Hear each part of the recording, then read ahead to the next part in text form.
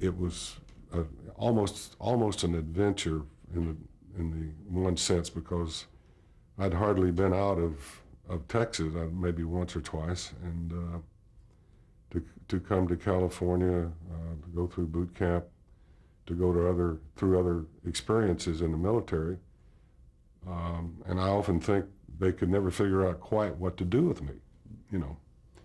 And it's interesting. I'm 6'6", and I tried to fly. I tried to be in the Naval Air pilot program and the Army program, and 6'4" was the height limit. And I was actually over the height limit to be in the Navy, but I managed to get in. But then there were moments when I did get to aviation gunner school in the Navy, and after 2 or 3 weeks they said, you're too big to get in the airplane. Would you like to be an aviation mechanic? And that changed where I went in the service. But because I'd had some Morse code training, that was on my record. And so just as I was about to go aboard ship to go to the South Pacific, I was put aside and I was put into what became a Navy unit attached to the Marine Corps, 2nd, 3rd Wave Assault, and we trained for several months down in Oceanside, California, and at Camp Pendleton. And there were 2 units trading side by side. And my job was to carry a field radio and hit the beach. But they decided at the last minute to make 1 unit. And so half of us were not chosen. And again, I think maybe my size was probably a factor, I don't know. But I ended up on a minesweeper out in the South Pacific shortly after they dropped the bomb. I was out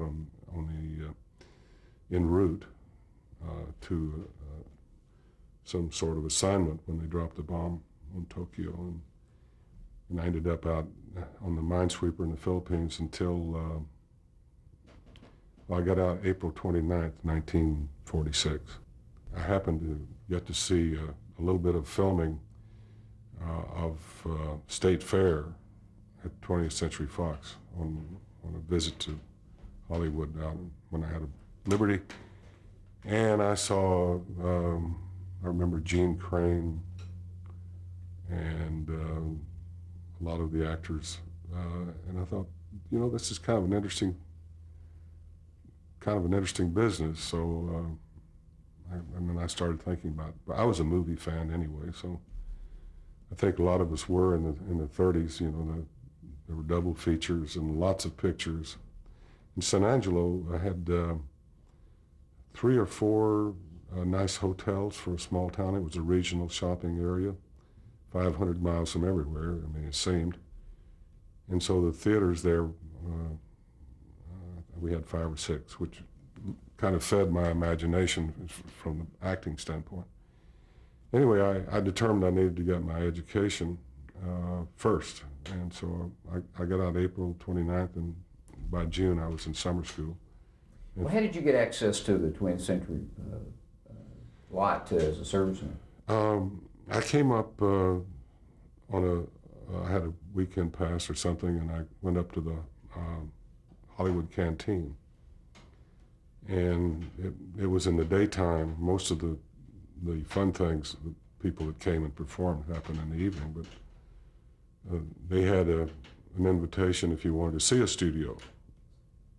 All you had to do was tell them, and then they'd get a car load and take you out there. How did you like being in the Corps? I liked it up to a point. There were 8,000 cadets at the time, and they were used as a part of a propaganda film called "We've Never Been Licked." And William Frawley, who became famous in "I Love Lucy," was one of the actors. Other actors have long since faded away, but it was a story about Japanese who had come to Texas A&M and gone back and were members of the Japanese Air Force, and some of the heroics of the Aggie Corps. it was a good little film, but it definitely was made to sort of buck up everybody. And they took shots in the mess hall and at the football game and marching and all of that. And I stood around the camera and watched. And Did you have a bit part in that movie? no, or just- no, I didn't. I was just, you know, part of the mob.